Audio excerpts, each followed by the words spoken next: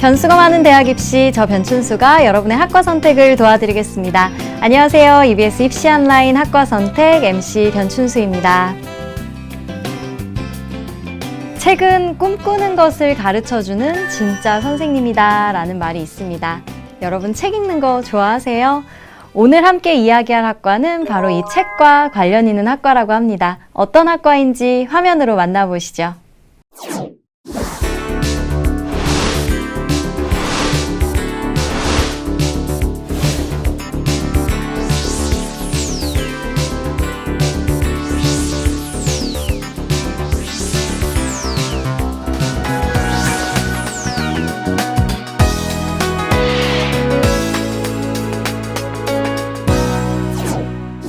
네, 오늘 만나볼 학과는 문헌정보학과입니다. 먼저 도움 말씀 주실 정동환 선생님 나와주셨습니다. 안녕하세요.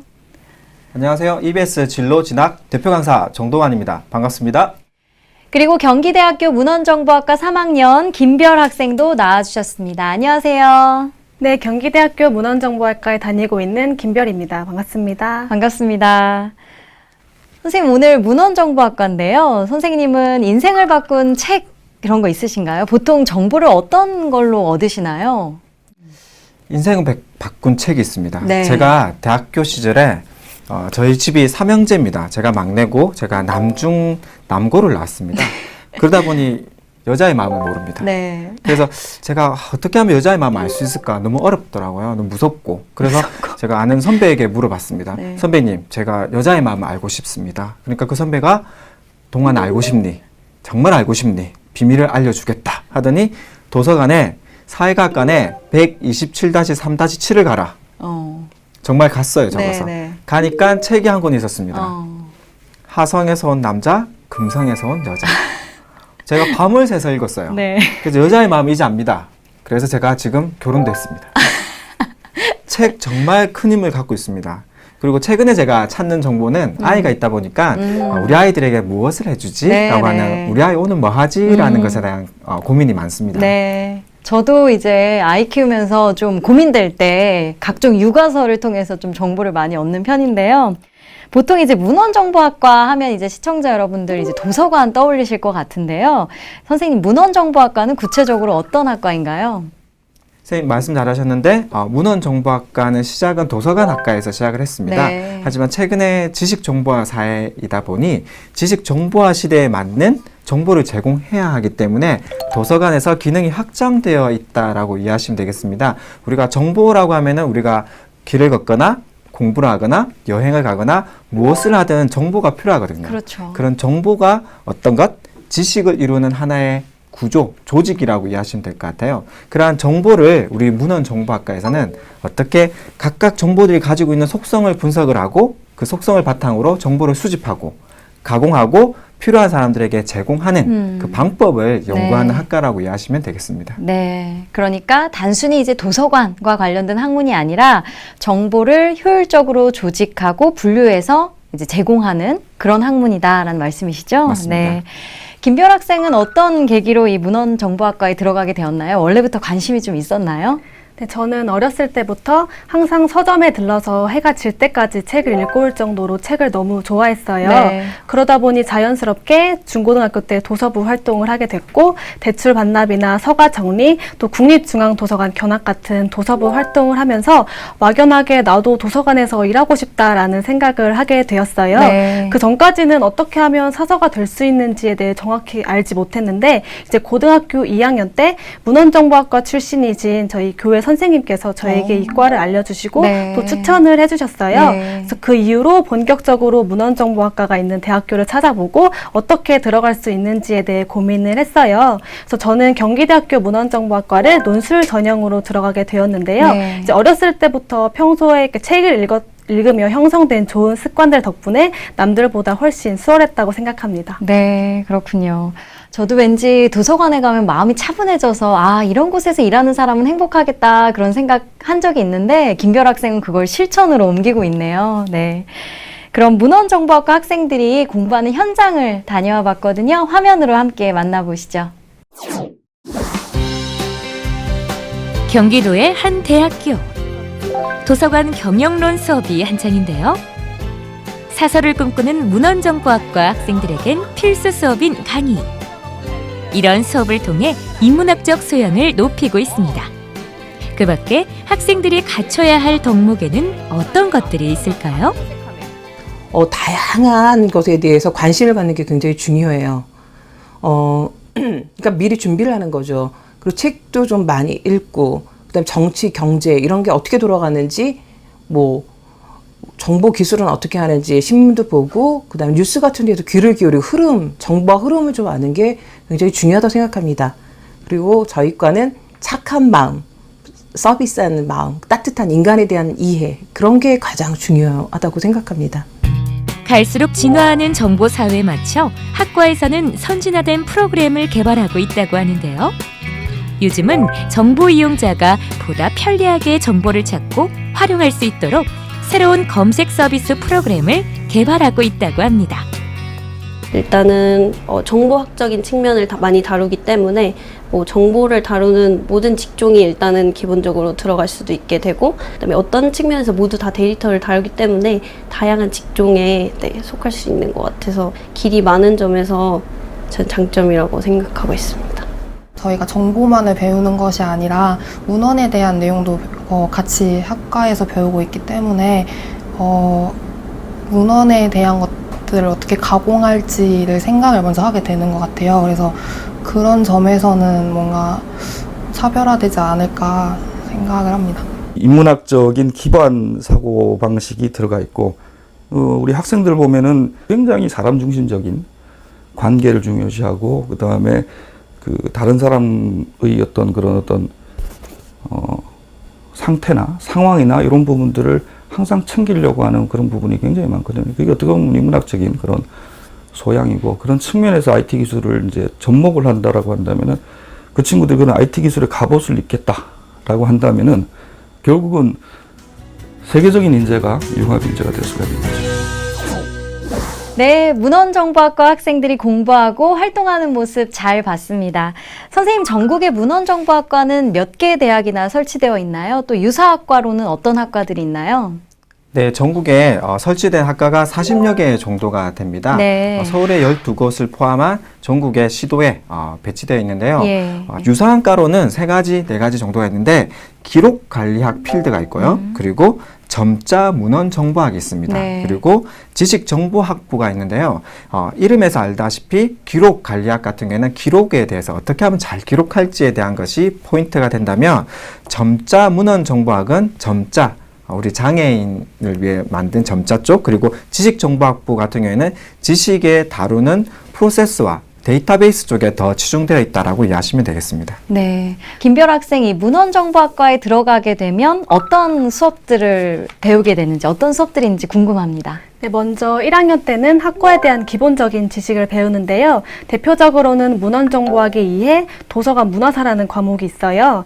도서관뿐만 아니라 문헌정보학의 역사부터 국내 도서관의 정책과 경영, 또 넓게는 정보 서비스까지 폭넓게 다루는 수업이에요. 2학년 때는 자료 조직, 도서관 경영, 또 정보 이용 교육, 이렇게 3가지 영역으로 나눠서 진행이 되는데요. 네. 대표적으로는 자료 조직론, 도서관 정보센터 경영, 또 참고 정보 서비스론이 있어요.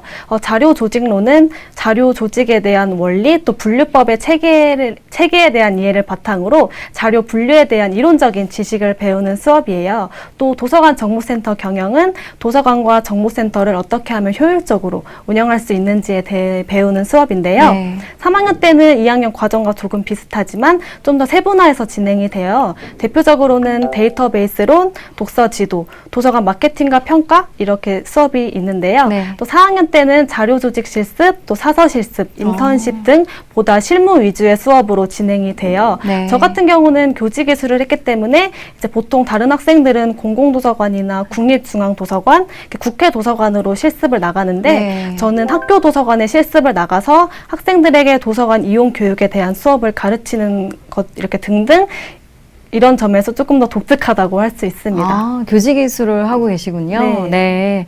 그러니까 이제 1, 2학년 때는 좀 기본적인 내용부터 시작해서 고학년으로 갈수록 좀 더 내용이 심화되고 그리고 실습 위주로 수업이 진행된다라는 말씀 해주셨습니다.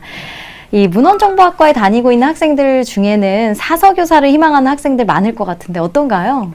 제 생각에는 사서교사는 단순히 문헌정보학과만 졸업한다고 해서 되는 것이 아니기 때문에 네. 약간 희소 가치가 있어서 더 인기가 있다고 생각해요. 네. 사서교사도 임용고사를 합격한 선생님이기 때문에 네. 되기는 조금 힘들겠지만 보수나 근무 환경 이런 부분에서 좋기 때문에 학생들에게 인기가 있다고 생각합니다. 그렇군요. 제가 듣기로는 이 문헌정보학과가 인문대학에 속해 있긴 하지만 복합학문적인 특성이 강하다라고 들었는데요. 김별 학생 어떤가요? 네, 맞아요. 실제로 문헌정보학도 문헌이라는 인문학적인 요소와 정보학이라는 요소가 합쳐진 복합학문이에요. 네. 저희 학교는 인문대에 속해 있지만 다른 학과는 사회과학대에 속해 있기도 해요. 아, 예. 제가 들었던 공학적인 지식을 다뤘던 수업 중에 디지털 도서관이라는 수업이 있었는데요. 네. 이 수업은 국내외에 디지털 도서관이 발현한 다양한 기술과 서비스를 어떻게 하면 저희 국내 디지털 도서관에 적용할 수 있는지에 대해 배우는 수업이었어요. 네. 실제로 저희가 디지털 도서관의 사례를 조사하고 발표를 하면서 공학적인 지식뿐만 아니라 정보 기술적인 지식도 배웠던 수업이었습니다. 네, 맞아요. 요새 도서관 가면 점점 디지털화 돼가더라고요. 뭐 전자책도 나오고요. 앞으로 좀 발전할 수 있는 분야가 상당히 많을 것 같습니다. 이 김별 학생 들었던 수업 중에 가장 재밌게 듣고 기억에 남는 전공 수업이 있다면 어떤 것들 들을 수 있을까요? 네, 저는 도서관 마케팅과 평가라는 수업이 가장 기억에 남았는데요. 이 수업은 도서관에서 성공적인 마케팅을 하기 위해서 다양한 기법들을 배우는 수업이에요. 네. 그래서 이론적인 수업 말고도 저희가 직접 도서관 홍보 영상 UCC를 제작하기도 하고 네. 또 독서 문화 프로그램을 계획하는 활동을 했어요. 네. 또 여기서 그치는 것이 아니라 저희가 직접 그 지역의 공공도서관에 가서 독서 문화 프로그램을 시연을 했었는데요. 뭐 시나리오나 회의록, 계획서 같이 준비할 게 너무 많았지만 또 준비 과정에서 그치는 것이 아니라 저희가 직접 공공도서관에 가서 시연을 했기 때문에 굉장히 큰 성취감이 들더라고요. 네. 또 수업 시간에 다른 학생들과 저희가 준비한 시나리오나 계획서 이런 거를 피드백을 서로 해주고 또 사서 선생님과 같이 의견을 교환하는 과정에서 나중에 사서가 됐을 때 굉장히 좋은 경험이 될 것 같았어요. 네. 도서관에도 마케팅이 필요하군요. 사람들을 이제 오게 하는. 그렇군요. 이번에는 문헌정보학과 학생들이 지난 여름방학 동안에 책과 함께 자신의 진로를 탐색하는 뜻깊은 시간을 보냈다고 하는데요. 그 뜨거운 현장 함께 보시겠습니다. 수원의 한 도서관.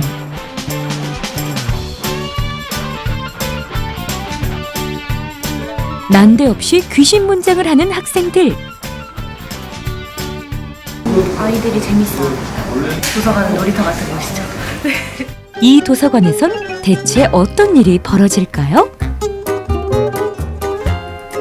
도서관을 찾아온 동네 꼬마 손님들. 느닷없이 나타난 귀신 언니들 덕분에 더위가 싹 물러갔다고 하는데요. 어느새 아이들에겐 즐거운 놀이터가 되고 있었습니다. 재밌었어요. 어떤 게요? 검은 머리 귀신. 검은 머리 귀신이? 네. 이용자나 사람에 대해서 이해하고 그들에 대해서 이제 관심을 갖는 것이 더 사서로서 중요한 덕목이다라는 생각을 요즘은 하고 있어요. 학생들이 또 궁리에 나섰는데요. 이런 재활용품을 가지고도 새로운 책 읽기 경험을 만들 수 있다고 합니다. 다양한 문화 프로그램을 기획하는 것도 학생들에겐 중요한 배움이라고 하네요. 이런 독서 문화 프로그램은 이용자가 적극적으로 참여하는 프로그램이니까 책하고 좀 더 직접적으로 소통하는 거라고 생각하거든요. 그래서 훨씬 더 이용자에게 큰 도움이 되는 활동이라고 생각합니다. 오늘은 인근 고등학생들이 아이들에게 책을 읽어주기 위해 도서관을 찾았는데요. 문헌정보학과 학생들은 학교에서 배운 내용을 바탕으로 좀 더 쉽고 재밌게 그림책 읽는 방법을 고등학생들에게 안내해주고 있었습니다. 혹시 오색팔준 산춘이라는 이름을 들어보았나요? 인물은 있는데 이제 배경을 아이들이 상상해서 프로그램 만들어 보는 거야? 식으로 장르를 활용해서 동생이 없어서 애기들과 책 읽는 방법이나 좀 소통하는 방법이 좀 서툴렀는데 이 프로그램 통해서 애기들한테 책도 많이 읽어주고 또 어떻게 눈높이에 맞춰서 읽어줘야 될지 알게 되면서 좀 더 소통할 수 있게 된 것 같아요. 도서관의 역할이 많아질수록 그에 맞는 인재 또한 필요한데요. 다양한 기획력과 그다음에 이용자를 대한 어떤 서비스의 마인드 이러한 자질들이 좀 필요하다고 생각을 하고요. 어떤 책을 매개로 한 다양한 어떤 그 소통과 그 다음에 창의적인 어떤 사고방식들 이러한 것들이 좀 필요하다고 생각을 합니다. 언제 들러도 편하고 즐거운 공간, 그리고 좋은 책을 마음대로 읽을 수 있는 도서관. 문헌정보학과 학생들은 공공도서관이 누구에게나 행복한 공간이 되길 꿈꾸고 있습니다. 제가 워낙에 책을 좋아하다 보니까 맨날 점심에 밥 먹고 나면은 제일 먼저 열쇠 받아서 도서관 올라가서 따고 열고 들어가고 제가 데스크 업무도 보고 반납이랑 대출도 해주고 그래갖고 그 공간이 저한테는 되게 가장 안정되고 행복한 공간? 그런 게 있었어요. 그래서 아, 도서관에 있으면 나는 행복해지는구나 라는 생각을 하게 됐던 것 같아요. 책 한 권 읽어드리러 왔거든요. 시력과 청력이 안 좋은 어르신들을 위해 학생들의 맞춤형 책 읽기 봉사가 한창인데요. 측정수가 넘어져 있는 거예요. 더불어 책을 통해 상대방과 진심으로 교감하는 법도 배우게 된다고 하네요. 저희도 책에 관한 과이잖아요. 그래서 어르신들이 어떤 책 좋아하시는지 알아가는 것도 재밌고 직접 찾아뵈서 이야기 들어드리고 책 이야기 해주시면 재밌어 하니까 또 그거에 보람을 느껴서 봉사활동이 재밌고 보람찬 것 같아요. 방학 동안 이런 봉사활동을 통해 학생들은 자연스럽게 수요자 중심으로 책을 고르고 읽어주는 방법을 터득하게 된다고 합니다. 저는 꿈이 사서가 되는 건데요.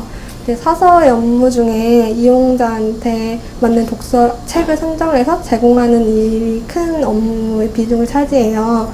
그러니까 제가 여기서 하는 활동은 전문가에 비할 바가 못 되지만 그래도 작은 일부 활동으로서 값지게 생각을 하고 있어요. 누구보다 사람을 이해하고 소중히 대하는 것을 최고의 덕목으로 삼는 사서. 봉사활동을 통해 현장 공부도 하고 직업체험도 쌓은 문헌정보학과 학생들.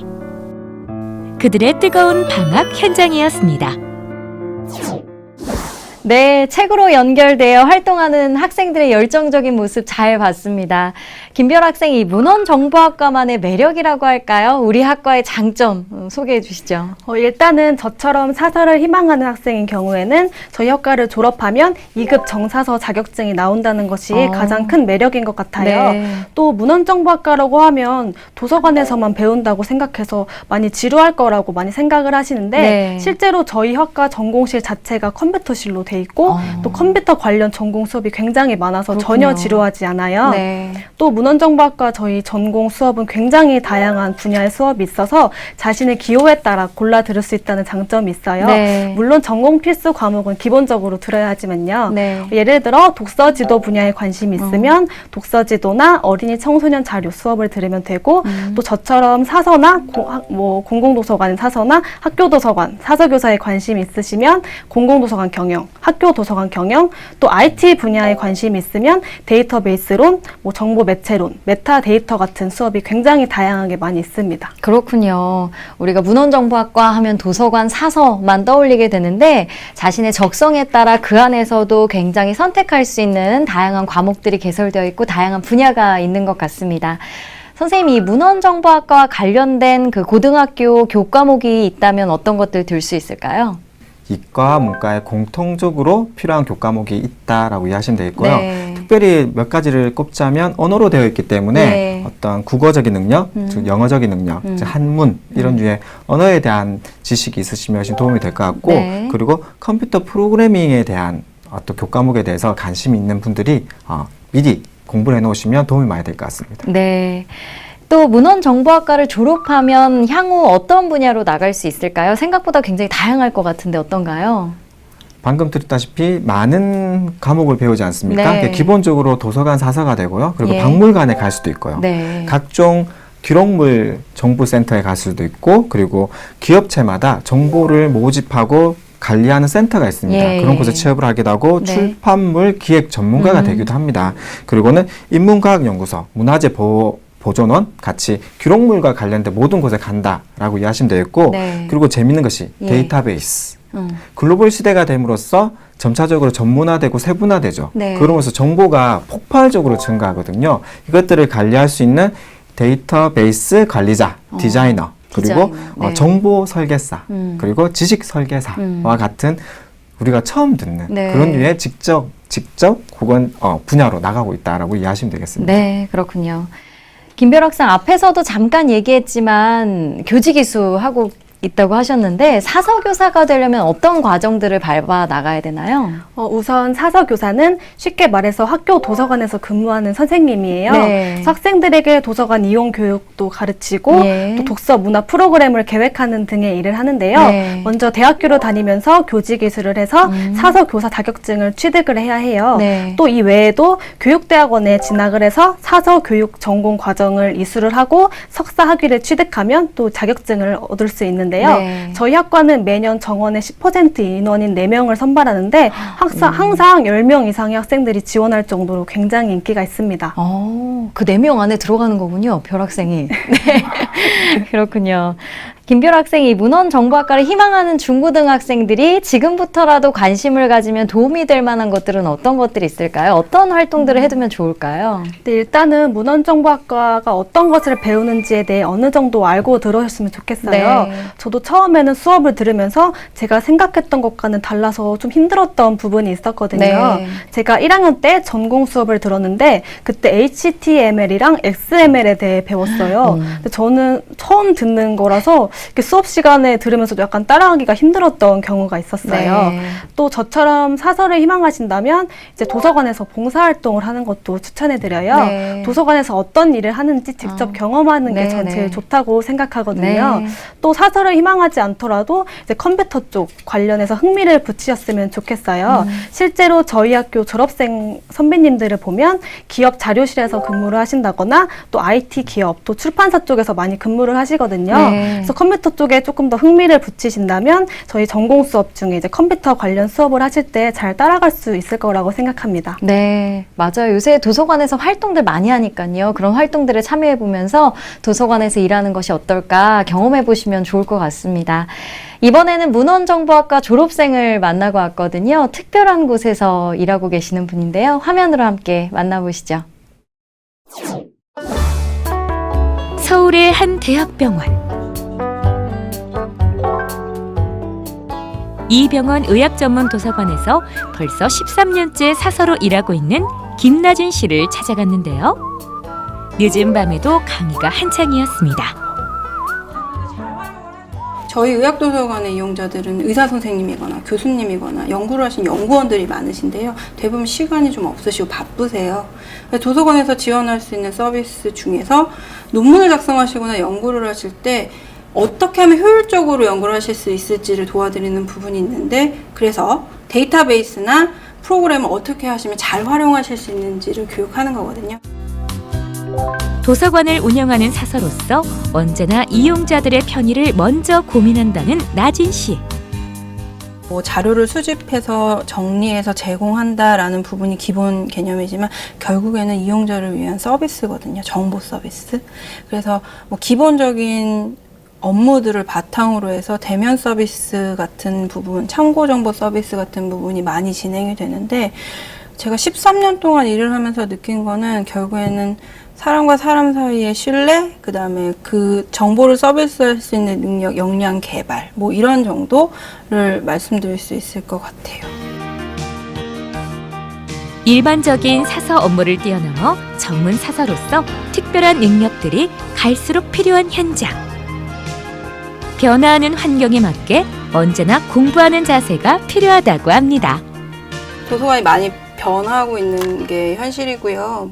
이렇게 전산화되고 정보화 서비스가 중요하게 대두가 되고 있는 상황인데, 제가 예전에 학부 때 데이터베이스론 이런 강의를 들으면 무슨 말인지 이해를 하나도 못했어요. 사실은 어려웠고. 근데 실제로 이제 의학 도서관에서 일을 하다 보니까 의학 용어도 알아야 되고, 의학 용어들을 통해서 의학 정보를 서비스하려면 의학 데이터베이스들도 잘 알아야 되는 상황이 있더라고요. 그래서 결국에는 전산화되고 정보화 되는 부분에 있어서 그런 전산 능력이라던가 데이터베이스를 잘 이해해서 검색을 잘하는 능력 같은 게 굉장히 중요해지고 있고요. 실제 그런 역량 개발, 사서 역량 개발, 그다음에 그런 프로그램, 그런 교육들을 많이 받고 있는 상황입니다.